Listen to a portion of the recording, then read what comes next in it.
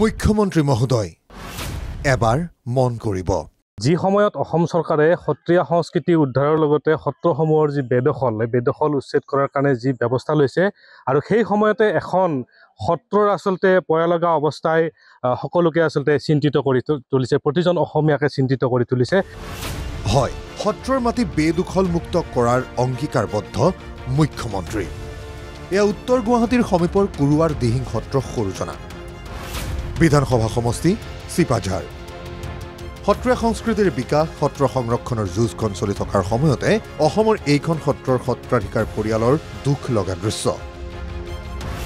আহোম ৰজা কন্দৰ্পেশ্বৰ সিংহৰ দিনতে প্ৰতিষ্ঠা হৈছিল সত্ৰখন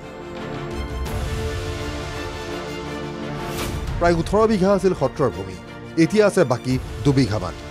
এয়া সত্ৰাধিকাৰৰ পৰিয়াল এয়া তেওঁলোকৰ থকা ঘৰ বিধ্বস্ত বিপৰ্যস্ত এফালৰ পৰা বেদখলকাৰীয়ে কাঢ়িছে সত্ৰৰ ভূমি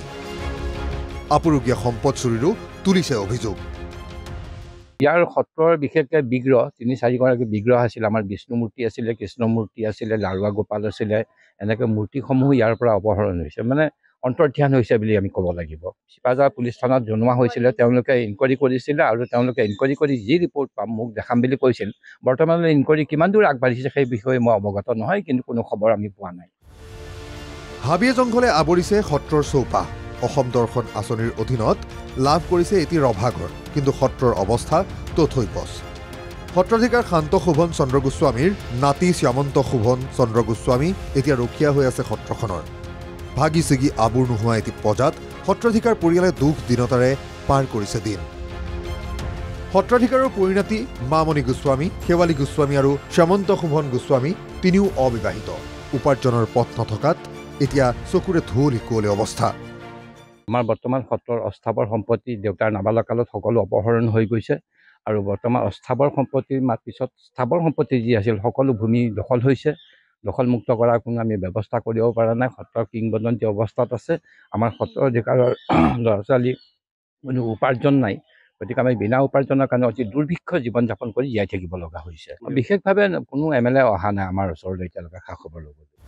চৰকাৰী সা সুবিধাটো বাদেই হাবিৰ মাজত টিপচাকিৰে চলিছে পৰিয়ালটো মুখ্যমন্ত্ৰীৰ কৃপা দৃষ্টিৰ বাবে আবেদন জনাইছে সত্ৰাধিকাৰ পৰিয়ালে আমি আবেদন জনাইছো তেওঁৰ ওচৰলৈ যাতে তেওঁ আমাক পুনৰ জীৱিত কৰে ভগৱন্তৰ নামখিনিও ৰাখে আৰু কৃষ্ণ ভকতৰ নামখিনি ৰাখে এইখিনিক আমি অনুৰোধ কৰিছোঁ যাতে অকণমান ভাঙনমুখী পৰিস্থিতিটো উজ্জ্বলমুখী হয় সত্ৰৰ ভূমি সংৰক্ষণৰ অংগীকাৰবদ্ধ মুখ্যমন্ত্ৰীয়ে শুনিবনে এই বিনয় আবেদন উত্তৰ গুৱাহাটীৰ পৰা বসন্ত গুৰুৰ ৰিপৰ্ট NKTV+।